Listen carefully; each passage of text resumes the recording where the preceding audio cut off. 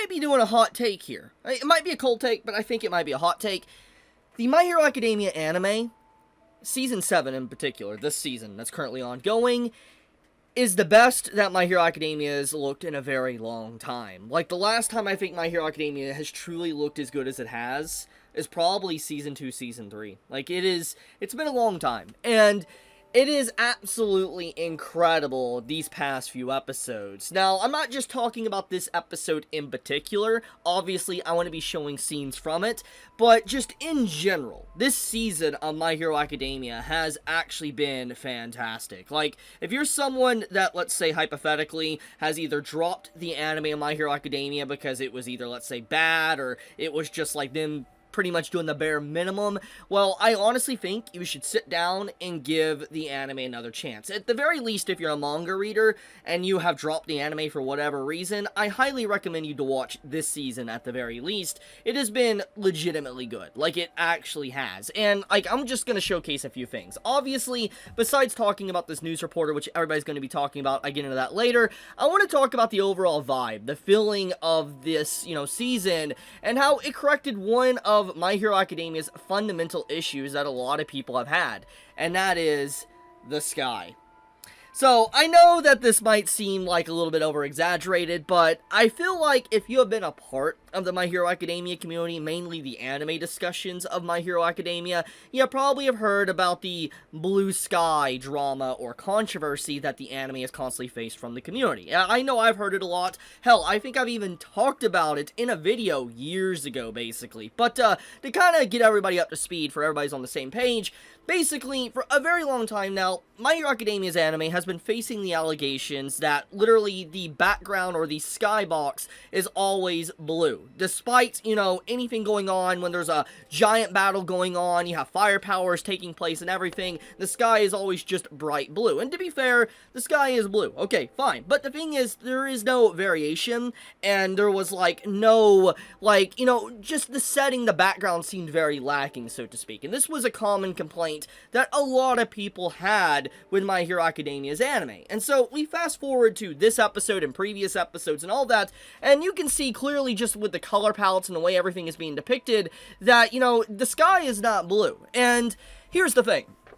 This might seem like something very minor, or I'm overblowing the whole situation, but the point is that this showcases the art direction of the latest season of My Hero Academia. The composition, the art direction, and the animation, and just how the team at Studio Bones that is working on the anime legitimately do care. Like, at the very least, whoever they have working on for this season, they legitimately do want to go above and beyond for the final hoorah for My Hero Academia, so to speak. Because I believe, I don't know if this is true, but I believe this is going to be the final season. I mean, the content that they're covering right now it's pretty close to the conclusion. I'm going to be honest, it's very close. So, when you factor all of that in, this theoretically is the last season of My Hero Academia. So, I am glad to see that the staff got together, whoever's in charge over there at Studio Bones doing all this stuff, it's like, look, let's get our act together and let's get a really good product out of My Hero Academia, the final good hoorah, because obviously it's what the fans actually deserve. And so, I am happy about that. Like I just said, the blue sky is enough evidence to prove just that there is a lot of care and attention to detail and passion being put into this season, at least in the art direction. Now, obviously, there is some elements within this episode and from this season that does have still frames, but every anime does have still frames. It's a common thing. Not everything is going to be hyper-realistic, hyper-movement all the time. It's not feasible. It's not possible. But when the movement counts, when it needs to be done, it happens. And I think that overall, this episode and previous episodes are a pretty good indicator just to the level of detail that this season is given. Because, to be completely blunt, this episode overall, in terms of what Season 7 has showcased to its audience, I would say that this is one of the weaker episodes, actually. This latest episode is one of the weaker. It's a good episode. I'm not saying it's bad. But it is one of the weaker episodes. But despite that, it is legitimately way beyond the previous seasons of My Hero Academia that a lot of people basically dropped the show for because of just how it felt lifeless, so to speak. It just felt like they were tracing the manga into anime format and not really adding any flair to it, so to speak. And it seems like they have disregarded that and they're now adding more life into the actual show.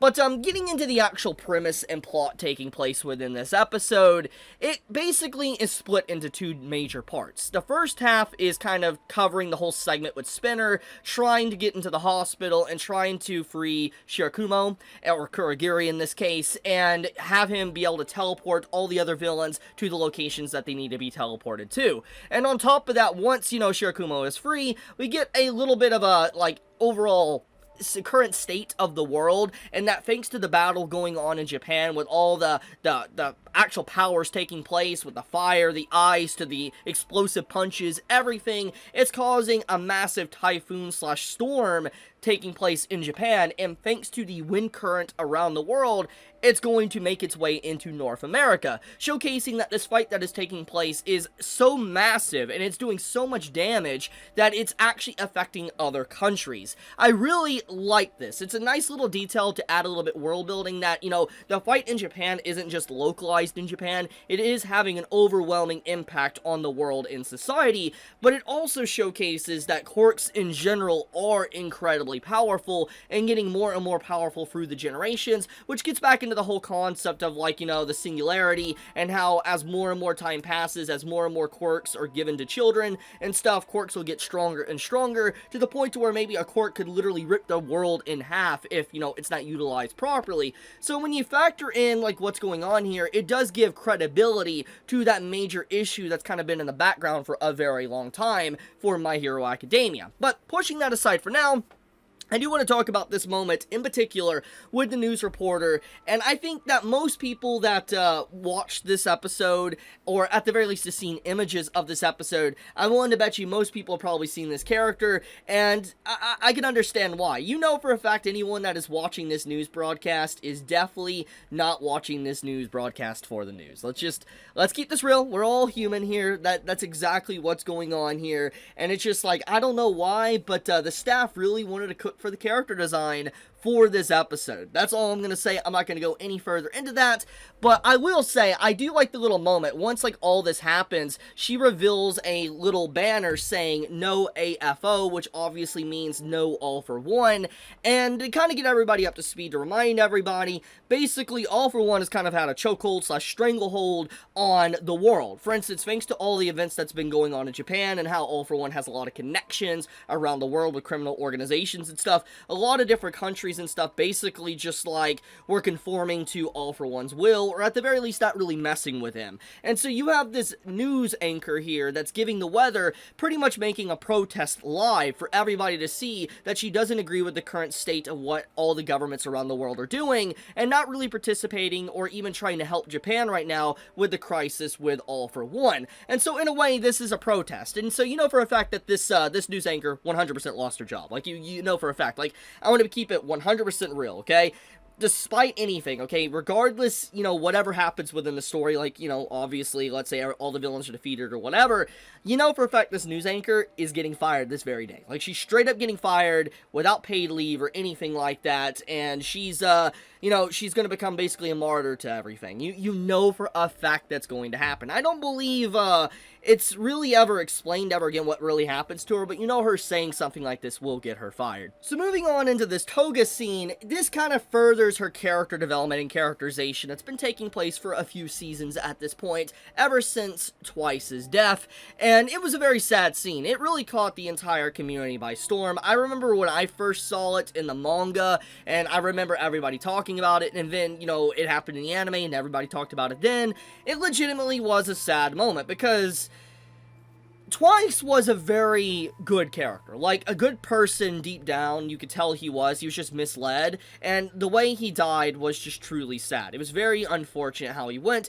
and thanks to his death, it obviously spurned on the animosity and anger within Toga to do what she's doing now within the story. And so basically all this character development and all these decisions that's happened has led her to this point, and she's now actually, instead of just being bubbly and trying to have fun or whatever, she's actually seriously fighting for the League of Villains, for Shigaraki for Twice and everything, it's pretty sad. And so when you see Twice reemerge after death, it's a pretty horrific event, especially with how, like, the episode ends, where Hawks is like, you know, you need to kill them right now. It showcases that his decision of getting rid of Twice, he will not back down on what he said a very long time ago. He still remains firm on his belief and convictions that he made many, many seasons ago.